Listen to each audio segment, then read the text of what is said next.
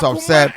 yeah quite over 10,000 and other major promises are president are promises including issue of a year one district agenda 111 mamintio Kofi minua Kwansa one of the fantastic analysts I only share radio so very deep and very intelligent PPP why you know from PPP regional chairman me pana semi ye pa nti oyobi a okasa na meti achi na me taking notes na I think otwa ha kakra na watwa ha kakra but onye straight on hunu what he wants to say Akoma who the opeso ka and they say in Miami who the opeso ka your Kenyan and say more up more games yes on waji to say NPP na ye better I think that's what I read for your can what can I say okay but me so me say me say go no oh Kwanza Kwanza okasa me tiase the no allow him because you are putting him at a tight okasa na me tiase the Kwanza mamintio asama man clarify no I have never said Kwanza better than NDC yes never and I won't say that Kwanza over studio of a pen bra me pen e cry I mean ma obi a Akoma FM nti me penasem pa nyese bia Kwanza de oyeminu the State of the Nation address. Kofi Asante in constitution ya mamra semwa de chechire ye man ye de bu ye man.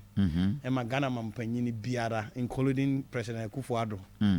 Kofi Asante mema State of the Nation and me free aye ko adwira nsuta kwa amambe poso. Okay. Nsuta kwa amambe poso ye former chairman and ye constituency chairman. Wadane benkum so. Until the NPP supporters ne party lovers ne ye party executive ni nyina be share on nsuta kwa amambe poso. Na yakuja ye papa no ekwan ekofise na make country mamran sem constitution no na ede ohye eto Ghana mampanyini bia so including Nanado Dankwa Akufo-Addo say abrani brain na no the state of the country said o man no hyehye ye duro also de beto Ghana fo nyina anim ye kai fa beto Ghana fo nyina kofi enye so onwura fie mu no mfa ngoto democracy city no MPs na obusi me no mienu nyina nam 275 for MPs no constituencies no onko omo anim o de ko ka kire omo ngo omo so ba be ka kire enti enano no nano kuada Ghana mampanyina na Nanado Akufo-Addo eko yen parliament ene yen MPs no ko ma wodi the state of Ghana said the Ghana pempe so ye dro amanyo semi amambu no ekoto Ghana fo anim Kofi Asante the State of the Nation address bi aka ne ma miensa three things na nsɛmtintia Ghana mampanyini na Nanado Akufo-Addo ko gina bontene parliament nyina eka aban no ne nhyehyɛ ya wadi nkan ye ne dadaada no ne achievement di atwam first one now we are State of the Nation aka no ne nhyehyɛ ya egusu awoye policies and programs they implementing one the ogusu awoye no ba bi aduro so far na we are projected to the future the toss me and here State of the Nation the oman no mampanyine no aban no ani suade hunu ma oman no eno na obe forecast into the future the wire twam the ogusu awoye any the opese woye the future enti saa ne ma me nsa we na Ghana mampanyine na Nanado Akufo-Addo ko parliament o de ko to Yakofi e na no pay me by me tie wo no said na usi ka kwan ho ase Kofi mete kam na me yam hyehye me Kofi time Kofi tie Kofi Asante Kofi tie Kofi he I was said you say am crash Kofi we are one person e mu bi entoto fo bo Kofi the whole Asante radio me man say journalist no how be di kan udi kan kasa enti wo ka asemo a no obi head for afon from Kofi na mento nka Kofi Asante show ni so na Kofi show de me na na ye je say amafo tie owi ansa no makotie amafo de obi ka tie owi de obeka no na radio stations ni bi dey ayom topics and Kofi o kasa ya nyabotre and na pen say dey usi ka kwan ho asem te kam na o kasa na wo me Kofi jai say usi tietie me hwe me hu TV so bam say na papa ni ko hu ntintina no bai Kofi say dey na usi ka kwan ho asem on the State of the Nation address Kofi me gini say obe consider kakra mistakes have been what was the contradiction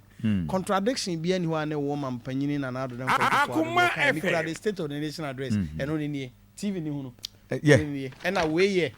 the press statement road ministry they call parliament check figure president figure no we I need there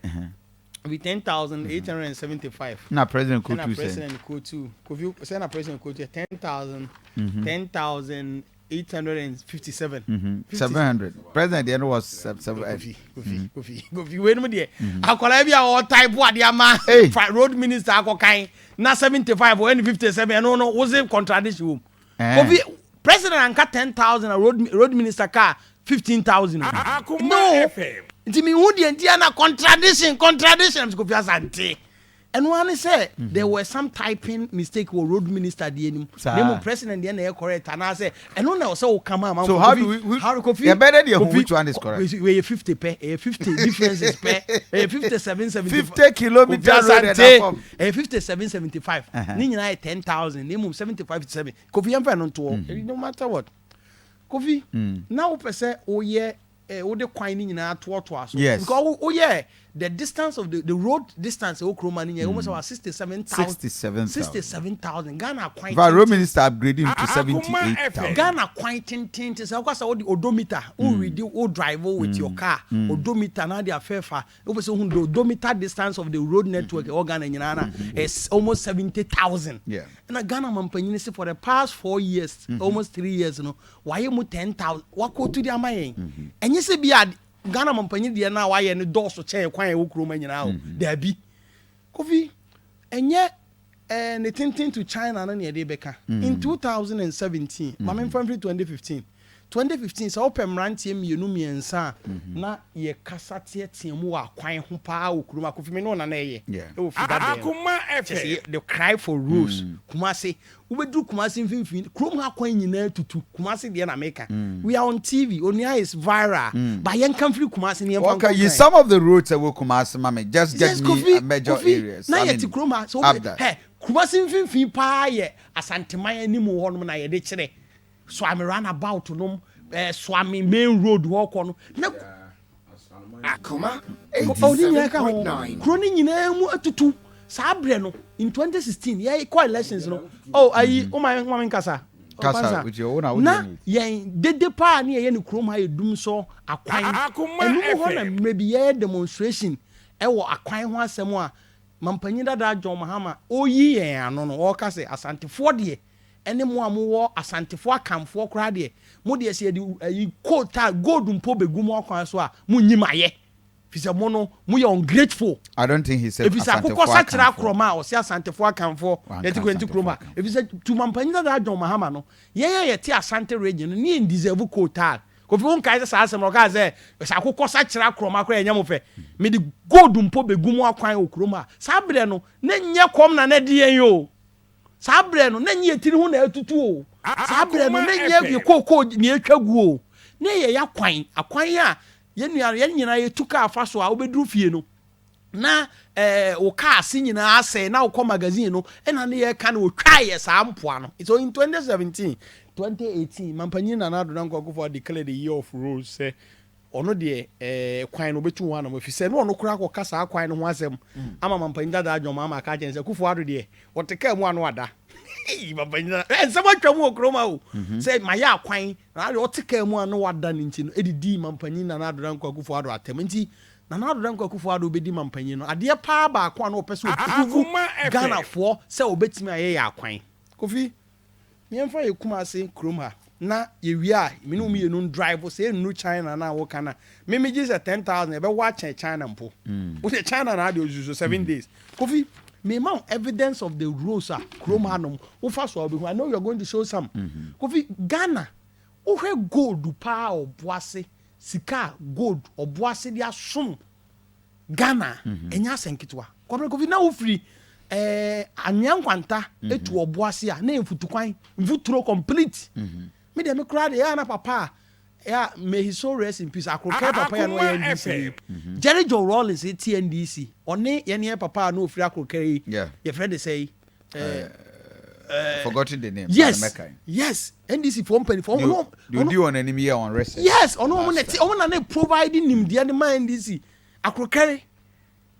mfuturo mu na na omote ene me ne nkasa ne so te Ashanti region ha na wo fa anwan kwanta tu oboase a wo hu kwan papa Ghana mampanyin na na adora nkwa kufu ado aye under the 4 years ye kasa 10,000 ho ko he oboase town road Ashanti region this is oboase town Kofi yes oboase no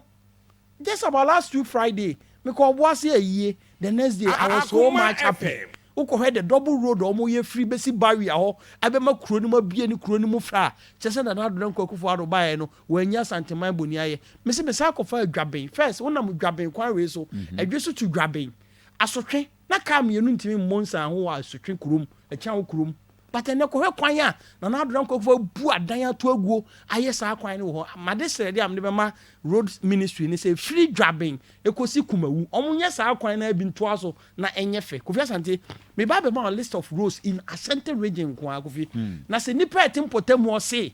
Kofi Asante wo no asem no mbetie no radio so anyame bebo nyina ho ba ene ye ka no enye na Kofi your politics no they have me am one honest person and the Ghana for gi atoro di because the NDC no omutime tietia mu mo cheye nti atoro mate a response akwami boja NDC MP na o making the parliament no to be free na 4 years ago no I 3,000 and na why na obetena o NDC abeka che ne se na ado nya akwan me be ma potamu only in Ashanti region road way a list of completed asphaltic overlay roads 2017 to 2021 where Ministry of Roads and Highways document where a credible document because we have the copy be ma now wo so ama wo journalists na wo kura cameras na kwa hwe se no kure sa do dan kwa kufu ado ya me kasa mpotamu fu mo so me kasa mo no mo ba frɛ bu sa Kofi sa list we we Ashanti region kwa Ashanti region areas ami bobo nyese bia ukọ otafo mpotem ho na metie ebu bi ni ehunu akwan bebre otafo ni ha nyina otafo uwi a edweso ene ne mpotem mampon edweso KMA airport runabout swami sese Kofi wenu nyina ya akwan dwaben ne mpotem sese evidence based me ka se me board specifics a ni nyina ya akwan ni pet mpotem oni hunu asphalt overlay new roads because akwan yo mumienu ye new road akwan kra wutwa to baby akwan ni ene ye wo baby mvuturo kra bibia bi wo kra bi wo kra no mvuturo mfa kotare ngusu da ene obi wo sa kotare gusu na so kwan ni nyina asai yo mu ahoro miensa overgrading yo omo terms omo de ma ni nyina aye kwan aka ase nam so Kofi these are clear and someone wuntimi nye ho achinyi this is the document also there and hwehwemu na wutimi ye ntimi so Kofi wi akokoye ne ko hwem Kofi na no makasa asem we say Ghana mampanyi for the first time in the history of this country so na no tamale interchange Ghana mampanyi ko bie ya undimi nka njem nya no correct nipa wo tamale me ko tamale yie pa se na wo hwe traffic wo sa central business area ba bia na do koye interchange ema wo ma okobie ya nipa ni agi ya you could see Kofi na me mom de ye boy ense matamalefo no mana na ado no asem a kumasefo bi ka kire me say Ralph na na ado betimi aye interchanges ni nyina ne kumase de ne wa me ya mpene and so I want to use this platform and I appeal to the president. He says Serensi na ado na nkwa kufu ado say ya ye so aye kasama party ne bo ne nyuma pa ho dawuro no say ya be me ye kasa mu aye de no na na o kan no tamale said yaka kumase Swami interchange, I think Anwanga Junction and the other one. Another don't go for retreated. Said Yakan is over baby. Yes, baby, you try the Yakano. You perceive who say a human air cost of form. The Kumasinia Santima say, or pursue Kofi Asante. Yakwaya Yaka was semi in Ghana for bit made the one dance. I mean to me, I can't quite want some more. Number you quabre, municipal. Municipal. Akwan as we speak meaning said there are problems. Walker mama that was a quabre kwan. No, Kofi Asante. You see, get me quabre. I am one communicator. Kofi. Sir John Nikrom sisi that area is abandoned. Me one communicator. Me better radio so me krokra ban you. Kofi won't study me re. No. Because power na abano. Me Asantini born and bred will die here. Born here will die here. And you also be making sure say national cake no ye premium Asantman. And you mo be no ye can someone we speak with passion with ye can no cry wom. Kwa biri municipal, kwa biri akwan ye. as we speak, in the wisdom of George Kumukufoka, I say, quite be a connected Kumaseno, Yan double road, into no my Sofo line, or my Koya, a Francho, or my Koya Santasi, see, Hinama Kokobin. The and father be a contancy to Lake Road. Kofi, why is so contancy to Lake Road? Quino. I know me question the trim me quite do. Kofi now faso now I say. Oh, it's baby high. I cooking. Kofi na say quine yan father kropene. Kofi unim say quine but who faso so unim say this. Oh, it's yes better. Oh, Lake Road, Lake Bosomtwe and Monyam say any sika the economy. So they say aboa the Ghanaian economy the Lake Road Bosomtwe economy na. Na nya ho aseda no. 87.9 history book Lake Bosomtwe nkwane wom as the biggest man-made Ghana animonyam ko hwekwan ya no omutim unto say na Nado Dankwa Akufo-Addo buy enti grab you could see say na Nado Dankwa Akufo-Addo is doing a lot on roads and no dey water okodu anu ayi ni mirika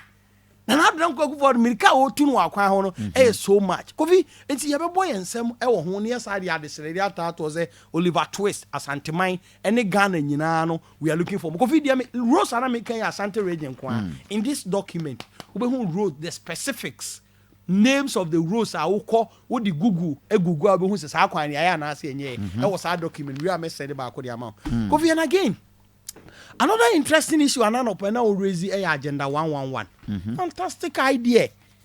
Kofi 2 minutes yes Kofi me buy 1 minute kwa we na de ba kora chemi sabrenya in the midst of COVID ade ba ko a buy ni say na Nado Dankwa Akufo-Addo ye nyina ehunu say where COVID buy na ye gigi ni part hospital na Nado Dankwa Akufo making a strong pronouncement say there are almost 88 districts omni hospitals enye nti o say aban etu ho anamon na ye pe ebidima wo but in the statement no sabre no na Nado Dankwa Akufo-Addo ka say 18 months or the basic hospital na wie Kofi menu abako ni fie 4 bedroom or the 10 years na esi Kofi wusu abro sa no one fa be mfie mienu as mfie 9 esi ye wow private house me de Kofi wo kwa board mfie 9 esi ye na enya amanyosem a mampanyi so obesi 88 hospitals on fa bosu mi nsiansi but he gave a promise Kofi Asante Kofi eno nche se o ka he no sa na ese ye ono the best ne bo Kofi nya de wo ye Raphael o mampanyi the best ne bo Kofi Kofi when the 18 months esi obeda de esi no obi na question anum so meka Kofi me say me nua ba ko mfie du no de esi 4 bedrooms minim ba ko kura ono de woman ne manom na beto aso fie Kofi nya gro ne edi ho hospital ye sie di hospital nurses quarters ne doctors quarters nyina aka ho no say on fa bosu mi nsia na esi Kofi as we speak I mean they send the video and I will share on TV so no threaded there be hu so nice say threaded there be see pillars nya wie they kind of blocks so nya see pillars we are blocks no na nsape na pillar kura wo ye pillar bi wo timi di busumi num ansa na wayi na de na firi ho hospital ye see no for over 300-500 years no also nya abotre na wo ye ni ye nti pillars no it takes time so nya see pillars say they raise pillars nya we are blocks na de gu ho no enteki mre Tina Nado ka so obetimi am ya wie we ya asem bia na no pe sorry ye say ni and say to beti fie kura ko fi say no zika won sem no no ma nipa ne yam ahye no ko finti sa nim de ne akyede ba ko a Ghana mampanyini se odi beja Ghana ne say by 2025 January obe hand over no na sa hospitals nyina no wada ni nyina edi difficulties a ye nyina ye nya ne say asa the time a Ghana mampanyini ka se obesi hospital ko fi asase kura ne ni bi problem ba ko e ba ne say bi ti say ko ba bi ti say o Tafo municipal Asokwa municipal Bantema no asase kura mu nya bi na Bantema obi fie na ko bu agudi asi ana say wan de na gubo enunti na enra the state of the nation address in Ghana mampanyini ka say 88 de asase 87 na de aka ne de in fact asase ne ho asase ne ye ka bi o ma o say to asase ye to obi asase ye da ho ni nyina ne ye di hu nkomo enti bibia ni ho asi sa delay na obamu no ye sa ne ma we num first na obi asase na akogye so otua abusuan asase o ma ni sika bi na amasa Kofi in all no and some bi ni projection bi a Ghana mampanyini making no state of the nation address say bi NVTI or say vaccine manufacturing committee ya tia in the future yale fofo bi aba ye ne betima ye vaccine it was good tveta mampanyini say ma Dr. Benyamrem ye wie na se kwan wo ha o wrap up thank you Dr. Bremame Dr. Maminti